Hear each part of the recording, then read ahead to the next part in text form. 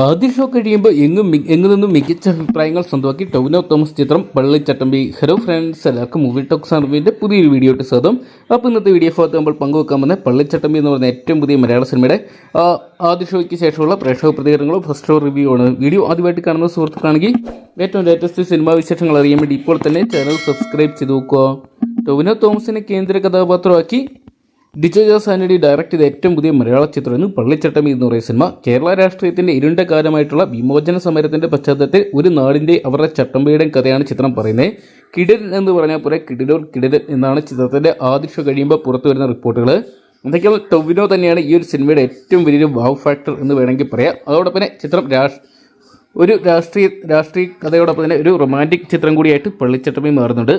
ടൊവിനോ കയർ ലോകർ കോംബോ ഒക്കെ തിയേറ്ററിൽ 100% വർക്കൗട്ടായി. അതോടൊപ്പം തന്നെ ചിത്രത്തിൽ വന്നു പോകുന്ന ഒരു കമിയോ റോളും ചിത്രത്തിന് ഹൈലൈറ്റ് വലിയൊരു ഇമ്പാക്റ്റ് ഉണ്ടാക്കാൻ ചിത്രത്തിന് സാധിച്ചിട്ടുണ്ടായിരുന്നു. വമ്പൻ താരതരാൻ ചിത്രത്തിനായിട്ട് അണിയറന്നിട്ടുണ്ടായിരുന്നു. ടൊവിനോയ്ക്കൊപ്പം തന്നെ കയാദു ലോകർ, ബാബുരാജ്, വിജയരാഘവൻ, ജോണി ആന്റണി, സുധീർ കരമന, ശ്രീജിത്ത് രവി തുടങ്ങിയവർ കേന്ദ്ര കഥാപാത്രമെത്തിയ ചിത്രം ഡിജോ ജോസ് ആന്റണിയാണ് ഡയറക്ട് ചെയ്തത്. ജെക്സ് വിജയാണ് ചിത്രത്തിനായിട്ട് മ്യൂസിക് ഒരുക്കിയിട്ടുണ്ടായിരുന്നത്.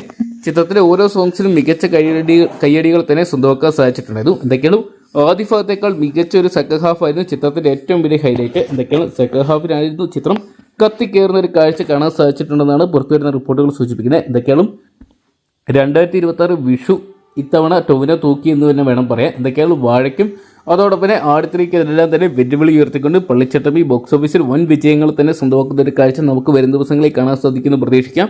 കാത്തിരിക്കാൻ ചിത്രത്തിന്റെ ബോക്സ് ഓഫീസ് കളക്ഷൻ റിപ്പോർട്ടുകൾക്കായിട്ട്.